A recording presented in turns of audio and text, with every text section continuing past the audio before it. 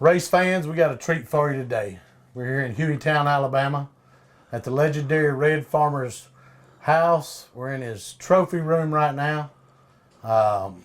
We came over to see Red and talk to him about his great run he had this past Saturday night and his whole racing career. There's heroes and then there's Red Farmer in racing, and that's the way I look at it. Red has done so much for racing, and we're just super proud to have him a part of the Durrence Layne Chevrolet Dirt Late Model Series, and before the Neesmith Chevrolet Dirt Late Model Series. He's been a part of this since we started, and you know, we're just super proud to have him a part of it. And Red, last week, man, you about pulled one off. You won a heat race.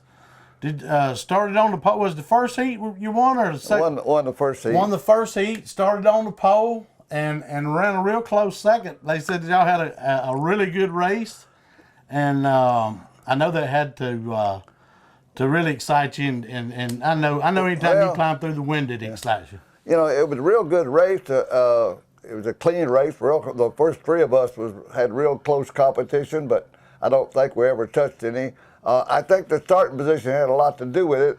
I won the first heat, but I was up in the cushion on the top, and that was a fast lane. But by winning the first race, I'm on the inside lane. Yeah. And the outside lane, the pole was the fast lane. So I knew I was in trouble going through 1 and 2, and I said, there's no way. I said, if I'd been outside pole, I believe I could have won the race. Yeah. I could have run my cushion, but he went through 1 and 2 like he was supposed to, and I come off at number 2, and he's already got me. Yeah. And I slid up behind him coming off at 2, and that's the way we ran the whole race. Right. So who was the third car that was running with y'all? The other guy, I can't. Man, I had the top 5. The guy. No, all three Brandon Brown. That Brown guy runs up at the Arkadelphia Speedway a lot. Right. Yeah, he was running around 3rd. Yes, that's right, Brandon Brown. Yeah. Yeah. Yeah. But they said it was a heck of a race. I know the fans went crazy when you won the heat race. And well, it was so close at the end, I wasn't sure whether I ran second or third. He was on the bottom and I was on the top when we come off at turn 4, side by side. And when we went across the line, if they said he ran second, I'd run third. I wouldn't argue because it was that close. I didn't know till it was over with, and I still beat him out about a foot. Well, that's great. So it was a good race, good race. I mean, and you know what? I mean, these cars, that's what they produce, is a lot of side-by-side racing. You know that? I mean, well, the boy, Brown come over after the race, didn't even go in his pit. He pulled up behind me, and they thought maybe he was mad about something, but he wasn't. He jumped out, come over, and congratulated me on having such a good race. Said he enjoyed it so much running with me that we had, you know, with wheel to wheel, had a restart 5 laps to go and put him right on my butt. Because I had him about 4 or 5 car lengths to the caution flag come out. And then those last 5 laps, I had to run defensively to keep from losing second place. And he said he just enjoyed that with just wheel to wheel, good racing for 5 laps and clean racing. So well, that's good. good. I mean, yeah, when you can have that. I told him that's the way racing's supposed to be. That's the way it's supposed to be. Yeah. Absolutely. For those of you that don't know, Red Farmer is a young 87-year-old. Yes, I said. No, 86. 86. Here I am making you older than you are. Yeah, trying to make me, I'm old enough as it is. 86 years old, excuse me. But, you know, like I said, the whole racing community, not just in the dirt world, but the people in NASCAR and just racing in general, they really respect Red Farmer. I mean, you can say Red Farmer anywhere in this country, and they know that Red Farmer is a racer. He's been a racer his whole life, and he's still a racer. Well, this is my 71st year racing. Wow. 71 years I've been running. But, you know, I just, racing, of course, I've been in NASCAR all these years, but some of the things they're doing nowadays I don't agree with. In other words, I guess I'm from the old school. And, you know, I think that if you can't pass a man fair and square and outrun him or outdrive him, you don't deserve in front of him. I have never in my 71 years ever knocked anybody out of the way to win a race. They do it now. I just don't think that's, to me, that's like stealing. I mean, it's like, it's like going in the bank with a gun in it. Yeah, I mean, it's just, that's just the way I feel about it. I think you should be able to race hard, clean as you can. I agree. And you're going to have contact once in a while. That's annoying. But to knock somebody out deliberately to gain a position, we never did that back in our days. No. It was a gentleman's agreement. You just didn't do that. I mean, yeah, you didn't want to win it that way. Yeah. Plus, you know that cat to give it back to you next week. Yeah. You know, Yeah. but you didn't want to win it that way. Yeah. You know, things have changed, and you know, times have changed, and I guess that's part of life. But I tell you, Well, the respect level's not there like it was. There's something else. I have probably in my career, since a lot of times I win 7, 8, 9 in a row at different places, they'd have bounty on me, this, that, and the other, and I've been protesting, I don't know, 50 times in my career, but I have never been found illegal in my lifetime because I raced. I had 3 kids and a grandmother lived with me. I had 5 dependents. I couldn't afford to go up there. I wasn't going to do it anyway, but when I want to get my money, I want them to hand me my money. I don't want them to take it away because I was illegal. I did something, I didn't do it. And I would go home without no paycheck, and we have no groceries. Y'all had to eat. So I had to eat. So I made sure when I went up to pay off, I got the money. Well, it ain't just that, but if you win a race and you cheat, have you really won anything? That's the way I always tell people. You know, if you have to cheat to win, you really haven't won. Yeah, well, that's stealing to me. If you cheat to win, it's the same thing as stealing. So that's exactly right. I tell you, you know, just a lot of history looking around your trophy room here. I mean, just hundreds and hundreds of trophies. What year did you start racing, Red? 1948. Same year NASCAR started. Same year Big Bill started Big NASCAR. Bill started NASCAR in 48. But I didn't join NASCAR until 53, and I come up from Miami and drove a Hudson on the beach course, and I joined NASCAR then, and I've been a NASCAR member ever since. But what was that like now to drive on the beach? It was unbelievable. I mean, I come from Hialeah, and Hollywood Speedway was a quarter mile, a little third mile asphalt, flat. Then to get on something like Daytona, which was a 5-mile racetrack, and run that track where they could be 12, 15 abreast going down if the tide was out, going down the beach, you know, and then turn around and go up through that north turn. It was high bank north turn, and then turn around and come off on the A1A, a little asphalt, narrow. You couldn't hardly pass anybody. Real careful to go by there because it was so narrow, that A1A back in the 50s. And it was just a unique, I mean, to me, it was just a mind-boggling experience. It's still mind-boggling. I go to Daytona quite often, and I sit there on the beach and I play in my head, how did they run 10 and 15 cars wide, you know? And then it narrowed down when you get down there before you come back on day one. I think it's in 56, we started 136 cars in the race down there. Wow. Everybody showed up, started. I think the Sportsman Modified combined, you know, and we started 136 cars on the beach course. Unbelievable. So unbelievable. It's some of the things that they did, and some of the things that, you know, I could tell you some stories about NASCAR back in the days. Well, just like that time there, we got ready to go through. This is how far NASCAR has come. My first NASCAR license, I walked up, I asked them where NASCAR was, and they told me it was over on the beach, right on the bay there. And I went over to the address, and it was a house sitting there, back door was on the bay area, and walked up the sidewalk and knocked on the door. And Mary Bruner was sitting at a table in the middle of the living room, and she was the secretary there. And Bill Francis' office was the upstairs bedroom at that time. I mean, to think that year that they did that, what was real ironic, the year they had that inspection, they had so many cars, and I asked them where the inspection was. And they told us to drive up the beach about half a mile to the exit and go back up on A1A, and go down a half a block to the Neptune Drive-In. Really? And we drove our race cars up there on A1A, went into the Neptune Drive-In, went down there to the road and turned left and went in front up there of the popcorn stand where the projector was at. And they come out of the concession stand and looked at our car, and we drove out through the exit and back to the racetrack again. That NASCAR official coming out of a popcorn stand. They kind of started out on the humble themselves, didn't they? Yeah, like I say, see where they've come to now. Yeah.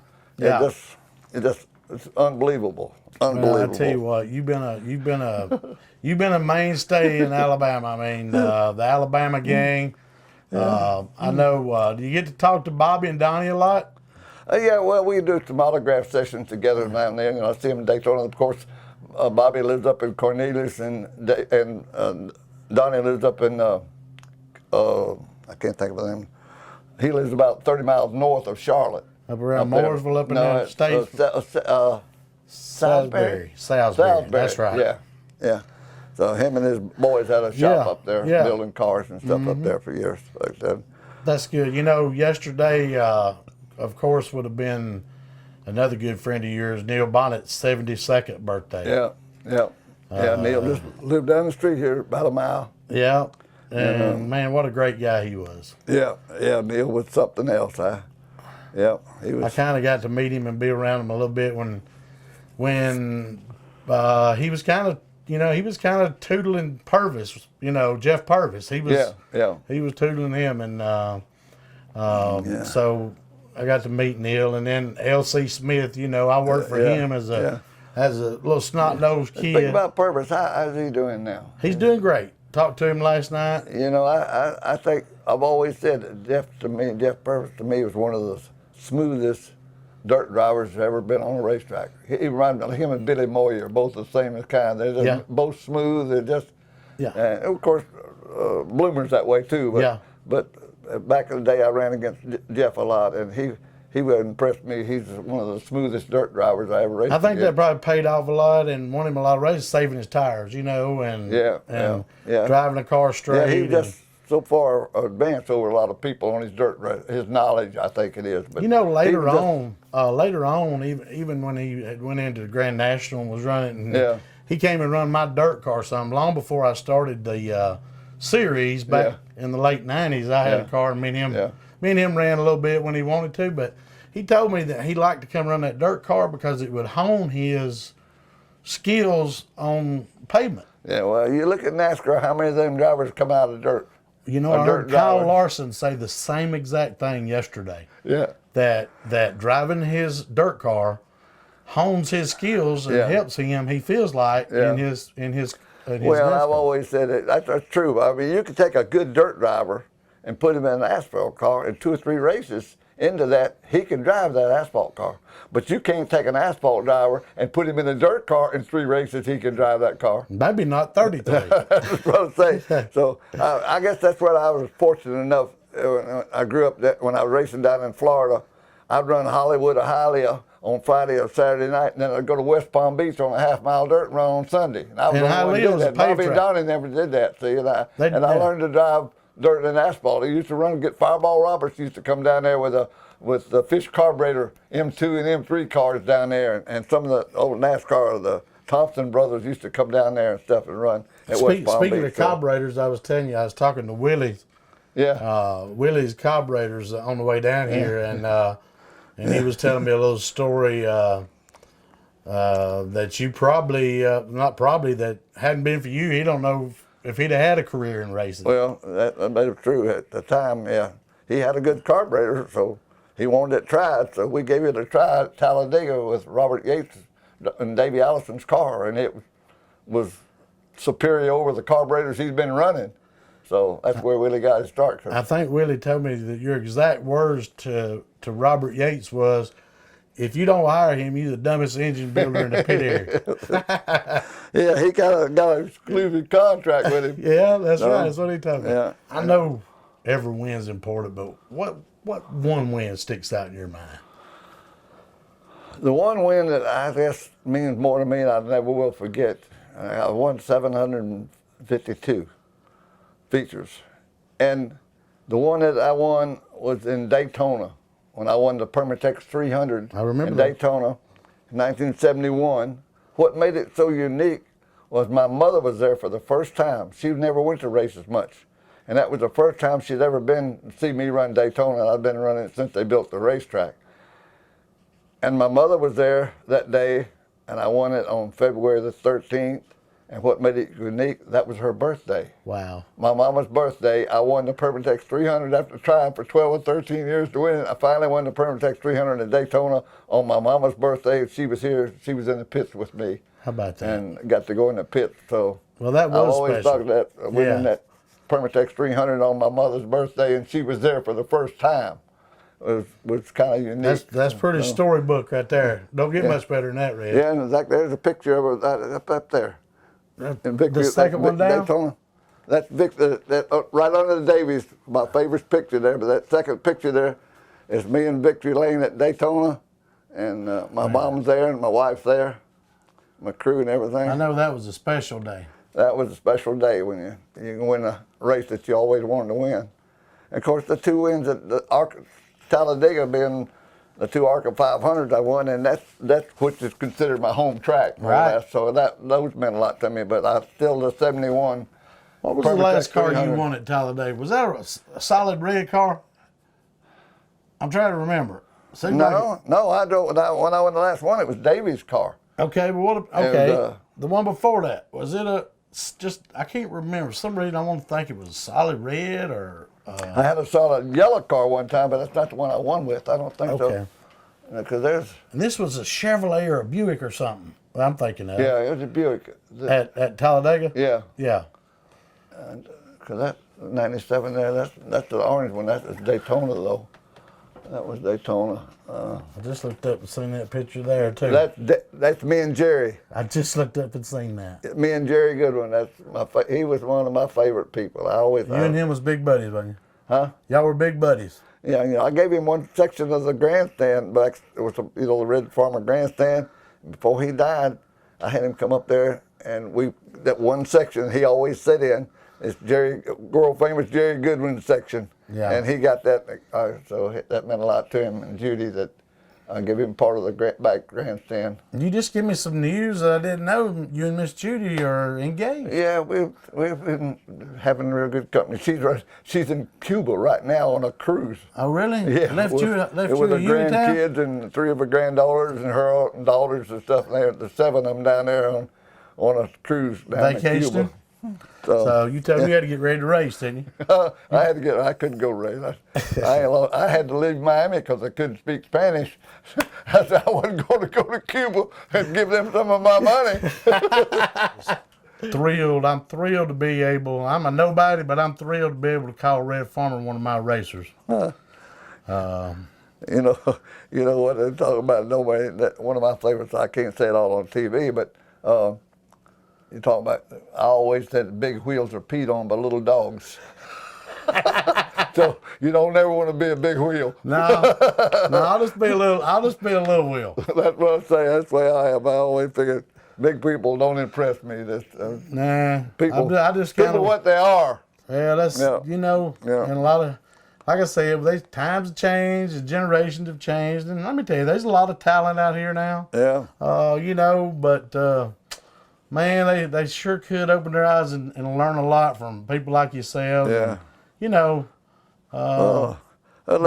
like the kid that won Saturday night, that was his first win. I know he's got to be. He was thrilled. They just said he was thrilled. He's got to be impressed. I mean, that's always when you win a race like that, especially when you're a rookie and you never won one. Hey, they ain't never won first time. Yeah. And to have a guy that's won 752 of them run behind you, that's got to be special too. Yeah, he did a good job. He didn't make no mistakes. Yeah. So, well, that's awesome. You gonna go back and get after him again this weekend? Oh yeah, I'm always gonna. If I don't something come up, unless I go hunting or fishing, I won't be there racing. You ain't gonna go fishing, are you? Hunting or fishing or racing. My wife passed away 4 years ago,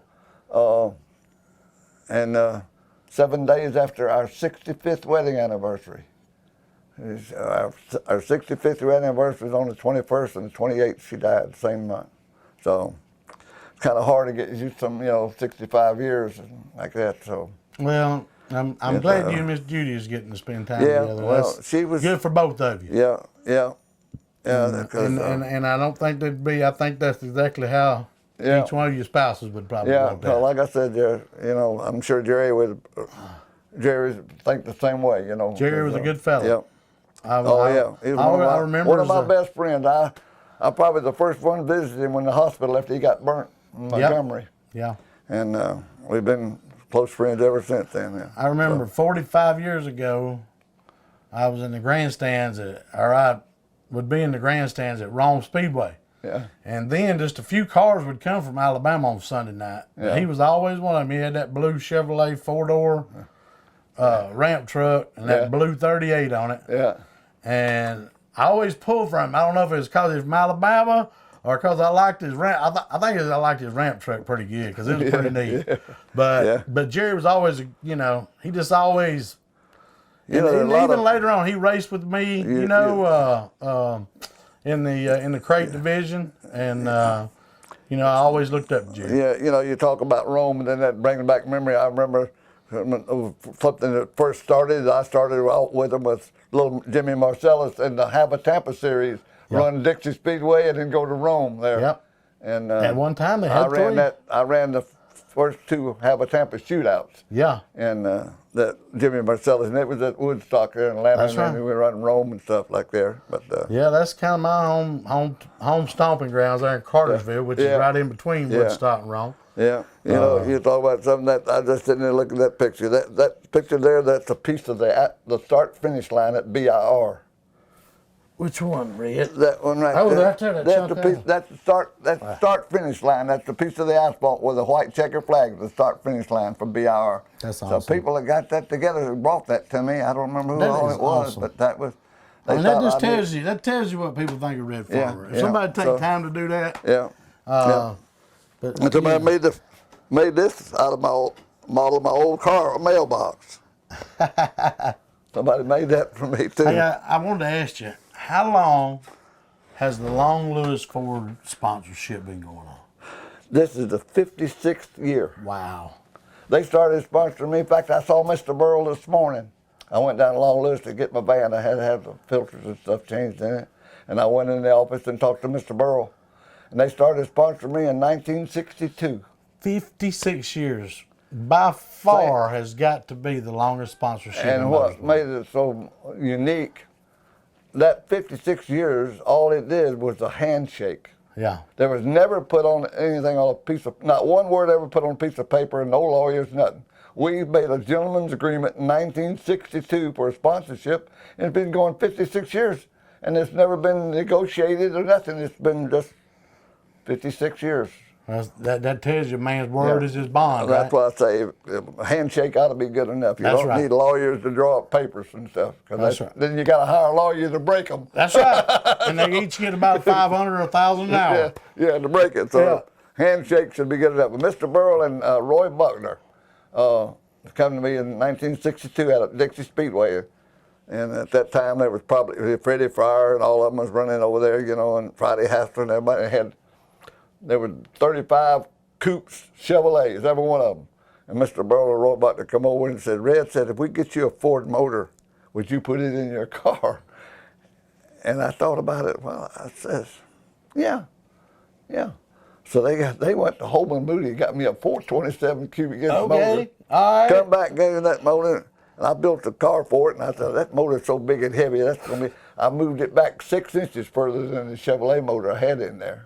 Don't tell me. And went out there the first night, and they said, well, don't put anything on the car now. Let's just see how you run. I went out there and won the feature the first night with that car. And they said, man, I wish we'd had Long Lewis on there. And it's been on there ever since. They ain't missed no more, have they? Yeah. He didn't know what he was going to do, and he didn't want to embarrass her. Don't put his name on there. But now, he ain't missed I won no the feature more. the first night out with it. And he said, well, I wish we'd had our name on that car. That is great, though. That's just a testimony to you and your character and who you are and really what you are. I mean, like you said, a handshake, a 56-year relationship.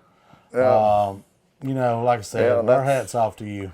Yeah, that's by far the longest sponsorship in racing No history doubt. that I know of. No doubt. And will never be broken. I'll go ahead and say that. I don't think so.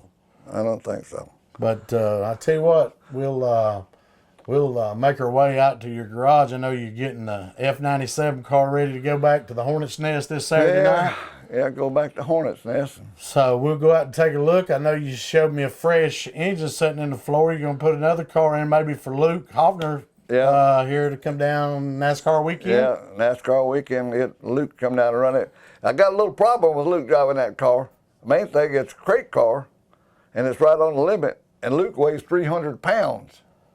He's 6'4", 300 pounds, and he throws the weight kilter all out of shape. It's hard to get the car stand out like you want with the weight where you want it when you got a 300-pound driver putting a lot of left side in the car, and then especially with a crate motor. You know, limited Super late model, you can put a lot of horsepower in it. He might be a good asphalt driver. Huh? He might be a good asphalt driver with all that left side. Yeah. But we're gonna step out to the shop now and check out the F97 ride of Red Farmers. And once again, Red, we appreciate you taking us through through your museum and your trophy room here, and we'll go out and take a look at the race car. Okay. That there was a bad one, wasn't it? They tried to copy the deal when I flipped Yeah. 18 times at Daytona in '74. That's a bad red one. And somebody put that thing in hot water and tried to melt it up, make it look like that car that was wrecked over there. They did pretty good. I mean, Yeah, that's what, here it is, right here. Yeah. That's a fastback Torino. That ain't no fastback track. That's a Look short at, nose. look at the roof. I buckled the roof up. You get hurt in that one, Fred? Red, did you get hurt? Huh? Did you get hurt? Banged up? Oh, yeah, I was banged up pretty bad on it, but told me, I said, what happened? I said, I got killed. There's only one driver out of the 50 that I'd ever raced against. That was the Red Baron, because he retired the year I started. Really? Yeah. But I raced against Fireball and Curtis Turner and all Joe Wesley and all the rest of them on there. Bill Elliott? Yeah. Harry again? But they made 200 of these, and we went down there and autographed them things. We had to autograph all 200, and they gave all 50 of us one of them. And then they auctioned off the others, and the first one was sold. They started at $25,000. And Felix Savalas bought the #1, paid $100,000 for it. If I had 100,000, I'd probably give that. He got the #1 of those things. Here, let me show you something. Let me show you something. And if you notice the colors on it. Oh, wow. Wow, Red. You gotta be kidding me.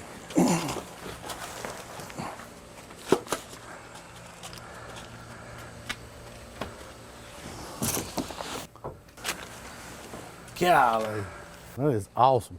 Look at got a 428 cubic inch motor in it. Wow. First one they ever put them in with the 66. That is, that's 66, ain't it? 66 T-Bird. So still got all the original. Look at that. You get out and ride it? Oh yeah, I took it out the other day.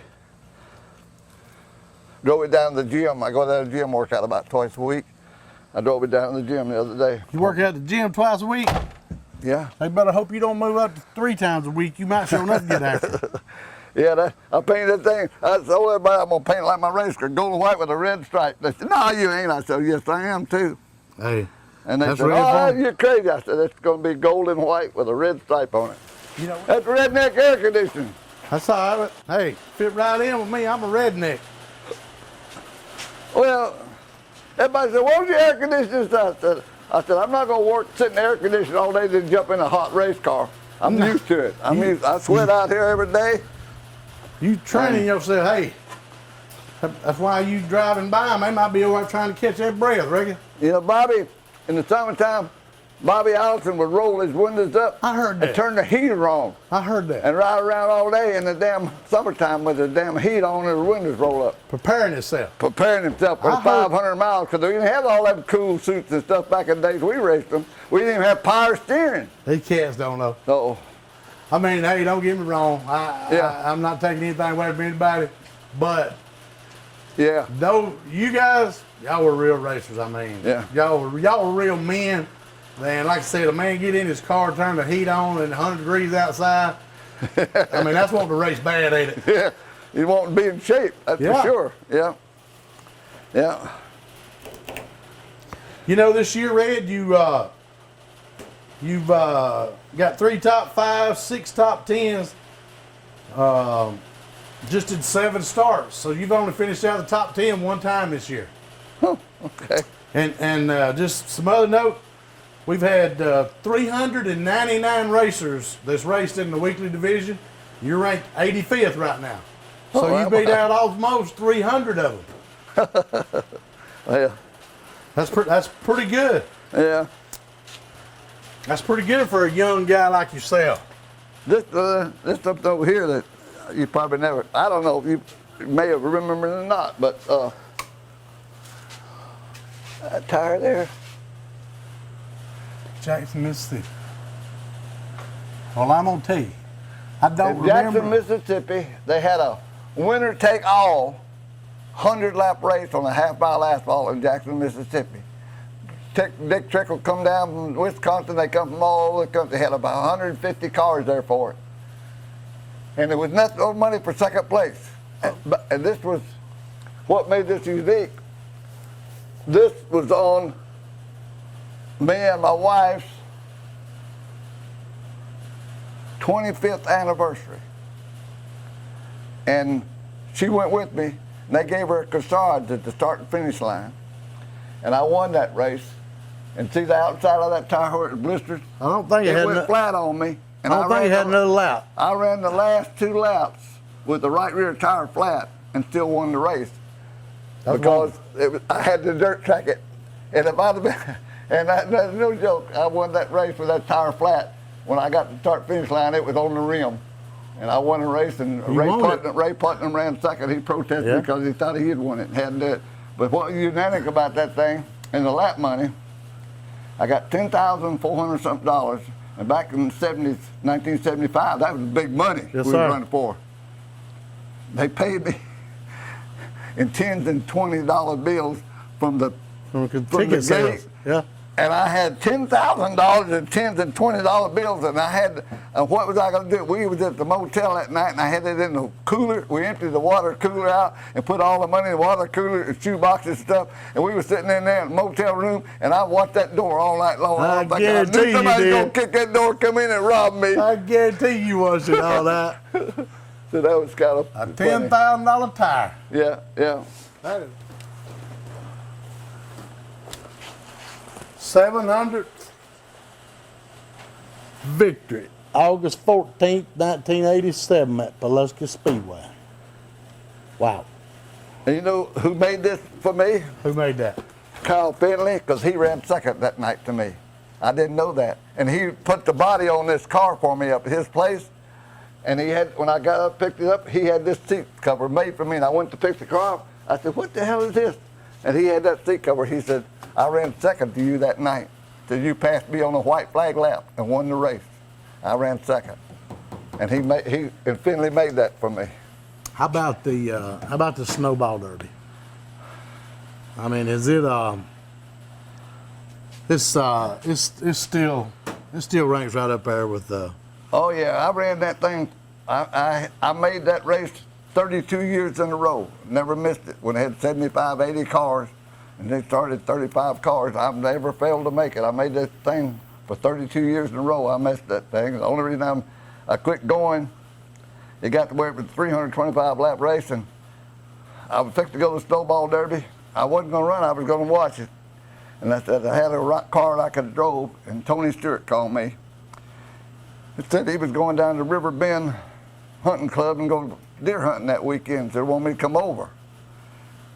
So I'm sitting there, I said, well, I've been running this thing 32 years in a row, and Tony wants me to come deer hunt with him over there the same weekend. I said, well, I guess about time I quit the snowball derby. And I went hunting with Tony Stewart that weekend and missed it the first time in 32 years. No, it wasn't quite as bad. You got to hang out with Tony. Yeah, yeah. Tony, you and Tony's great friends, aren't you? Yeah, yeah, yeah. And, you and him talk about every week? Yeah, he sent me a text this morning congratulating me on the win. He saw where I ran first and second. Yeah. He said, that's awesome, good job, he said. Yeah. On a text. Yeah. And I got another one from Marge Newton, who is Bob Newton from the Hoosiers. Marge sent me a damn text this morning too. Awesome. I got the most popular driver award in NASCAR 4 times. But to me, they mean more the way that I won them than when Junior and Elliott wins them every year for their fan club voting on it. When I won the most popular driver award in NASCAR, it had to be voted on by the NASCAR members that you raced against. Your peers. Your peers. Yes. No, if you didn't have a NASCAR license, you didn't vote. And then I won it 4 times. The guys that I raced against voted me the most popular. So, well, like Jack Ingham and all those guys, yes. And that meant they mean more to me. There wasn't 4 of them, but it was my peers that voted it. Yeah, that means a lot. Yeah, I mean, that says anybody can sit and dial a phone 1,700 times and get votes. They got 1 vote apiece that was NASCAR members. Well, like I said, that speaks volumes, and I think I can speak on behalf of the whole racing world. You're a true treasure. We're super proud to to have you a part of our racing deal, and man, we just wish you many more years of racing, and I feel 753 coming on. I'm telling you, it might be this weekend. Well, I feel 753. I just hope I'm there. What you're gonna do is you're gonna make me start coming to Talladega every week now. well, we need fans up here anyway, so That's come right. on. I'll come. Absolutely. Yeah, got to have them fans because everybody said, you know, I've always did autograph sessions. It's unbelievable stuff. I got this year. I got 2 from Australia, 1 from the United Kingdom, and got from Great Britain, and I got 1 from where the hell, some other country, Sweden, that won autograph sessions. I said, how do people from all over the world know about things like that? You know what I mean? It's kind of We're mind-boggling. now, Red. It's. I mean, really, we've talked about 56-year sponsor, 752 wins. You're 86-year-old. You just won a heat race. That's how they know you about you all over the world. That's the Rayburn car. That's the one Matt's driving, son? Yeah, that's Matt's running. That's See great. that? See, still got Rayburn? Oh, yeah. I'll have to let Bud know. Yeah. He told me to tell you, hey. Yeah. Yeah. So they still got that 90. That's a 94 Rayburn. And I got another one just like that, the car down in the museum at Talladega. Yeah. You go and look at that. That's the prettiest race car you've ever seen. And that's the same year as the 94 Rayburn. Huh? Let's get it out and put a full bar on the left and swing No, arm on the it's right. got swing arm on both sides. But the car's never been run. I built it. I told them when they put me in the NASCAR Hall of Fame, when they put me in that Hall of Fame down there, I was going to build a dirt track car to put in there because they never had one. And I built that car brand new and took it down and put it in the museum. It's never made a lap on it. That's awesome. But it's the Rayburn car. That is awesome. Yeah. It's been great visiting with you today. All right. Well, Congratulations on a good run. We just got to get one more spot, or we got to start on that outside. well, I'm glad to see that kid win one. Yeah, that's I mean, good. I know what it meant to him. Yeah. I seen I'd have Victor passed if I could, but I was glad to see him win. I'm always glad to see those young kids win their first race. Well, I mean, you know, and But he drove a good race. Drove a good job. yeah, and I could see the excitement. I seen his Victory Layne picture, but I could see the excitement in his face. He had a smile here. Oh yeah. Oh yeah. And that's what it's all about. Well, we're going to sign off here from Hueytown, Alabama. Man, what a great day it's been. And 86-year-old Red Farmer will be at Talladega Short Track this Saturday night. And he's going to see if he can make that one spot better and park it in Victory Layne. Red, always a pleasure, sir. Okay, enjoyed it.